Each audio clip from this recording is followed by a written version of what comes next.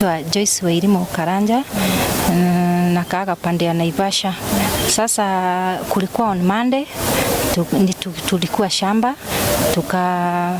nikapigiwa simu around saa 9 saa 10 nikapigiwa simu na mbele nikapigiwa simu na ndugu yangu, nikaambiwa kijana dada yangu ameshotiwa Naivasha town mahali panaitwa Kayole na amepigwa risasi ya nyuma na amechukuliwa akapelekwa hospitali Naivasha General Hospital. Sasa mimi sikukaa, nikatoka nikaoga nikarudi nikateremka nikamkuta akiwa emergency na tukaanzana hapo na daktari.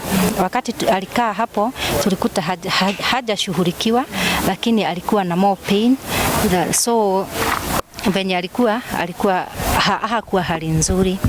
Sasa tukaanzana na kuanzia kama anaweza kulifaliwa apewe ruhusa akatengenezwa kwa nini nyingine juu hiyo risasi ilikuwa mahali mbaya. So tulisungushana na madaktari huko, sababu ni kama hawakuwa wanataka huyo kijana atoke juu kulikuwa na kesi ya askari alikuwa anasema ati ni lazima atoke huko na cash bill. So hawakuwa wanatupe direction mzuri ama nini mzuri, ansa mzuri za kufanya ati atoke huko. So wakati tulijaribu tukapata akalifaliwa kutoka Naivasha kapelekwa hospitali inaitwa Annex. Kutoka hapo daktari akamchukua akamtibu, akatuambia akapiga picha nyingine kutokana na ile alikuwa amepigwa upande wa Naivasha, akasema hiyo risasi mahali iko haiwezi tolewa. Hiyo sasa iko Wednesday saa 12 za jioni. So ikiwa Wednesday nikamwacha akalala huko na madaktari. Daktari akasema nisirudi tena Thursday asubuhi. So nilikuwa najitayarisha nikuje on Friday. Kufikia Thursday ndio kitu saa 10 nikapigiwa simu nikaambiwa kijana ameiaga dunia na alikuwa hali mbaya, so hakuweza kusurvive. Sasa mimi ningeomba watu wenye na sasa mahali tumefika bili iko around 23,000 na 50.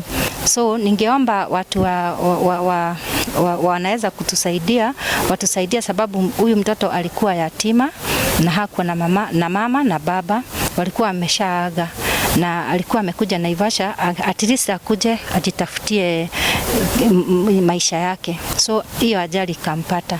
So tunaweza omba kama familia watu wenye huruma watusaidie tupate venye tunaweza zika huyu mtoto, na ninaweza kushukuru wenye wote wamehusika kutusaidia kama Mheshimiwa Eric na bodi yake yote.